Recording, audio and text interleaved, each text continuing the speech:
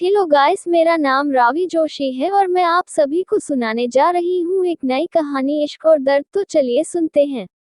अनाया आरिश को अपने इतना करीब देखकर डर जाती है और उसको धक्का देने की कोशिश करती है, लेकिन आरिश तस से मस तक नहीं होता और अनाया की आंखों में ही देख रहा होता है, जिसमें उसे डर साफ नजर आ रहा था। वह फिर से एक बार कहता है, क्या तुम मुझे नहीं जानती?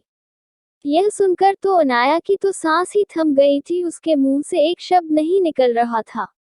तभी आरिश के चेहरे का लुक बदल जाता है और वह अपनी उंगली अनाया के चेहरे पर घुमाते हुए कहता है, शायद तुम मुझे और उस रात को भूल गई, तो चलो मैं तुम्हें सब कुछ याद दिलाता हूँ। उस रात को भी और खुद को भी। यह सुनकर तो अनाया के रोंगटे खड़े हो जाते हैं और वह जैसे ही कुछ बोलने वाली थी, तभी उसे अपने होठों पर कुछ नर्म नर्म सा महसूस होता है और उसकी आंखें अचानक से बड़ी बड़ी हो जाती है और उसकी दिल की धड़कन थम सी जाती है और उसे अब सांस लेने में भी प्रॉब्लम होने लगती है। आरिश उसे बड़े ही पैशनेट तरीके से किस कर रहा था, जिसमें उसका फितूर नजर आ रहा था।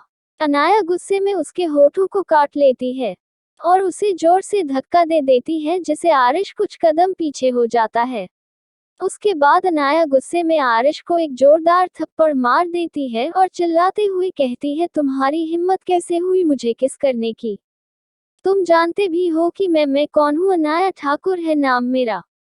और तुम्हारी हिम्मत कैसे हुई मुझे यहाँ किडनैप करके लाने की? तुम मेरे पापा को नहीं जानते कि तुम्हारा क्या हाल करेंगे? तुमने जो है किया है ना, इसकी कीमत तो तुम्हें चुकानी पड़ेगी। यह बोलकर वह अकड़ कर अपना मुंह फेर लेती है। आरिश अनाया का ऐसा बिहेवियर देखकर मन में कहता है, इंटरेस्ट वेरी इंटरेस्टिंग। सच में ऐसी लड़की मैंने आज तक नहीं देखी। घमंडी के साथ अकड़ू भी है, उसका घमंड तोड़ने में और भी मजा आएगा। अनाया तिरछी नजर करके आरिश को देखते हुए कहती है, ऐसे घूर कर क्या देख रहे हो? गुस्सा आ रहा है? डोंट वेरी, बहुत जल्द ही मेरे डैड तुम्हारी यह बेकार सी शक्ल और बेकार बना देंगे, तब देखती हूँ कैसे घूरते हो मुझे। आरिश हल्का सा मुस्कुरा देता है और फिर अजीब सी टोन में कहता है, तुम्हें क्या लगता है मेरी मर्जी के बिना तुम यहाँ से जा पाओगी? और फिर उसके चेहरे पर हल्की किसी मुस्कुराहट आ जाती है, जो देखने में बेहद डरावनी और भयानक लग रही होती है, और फिर वह कमरे का दरवाजा खोल वहां से चला जाता है।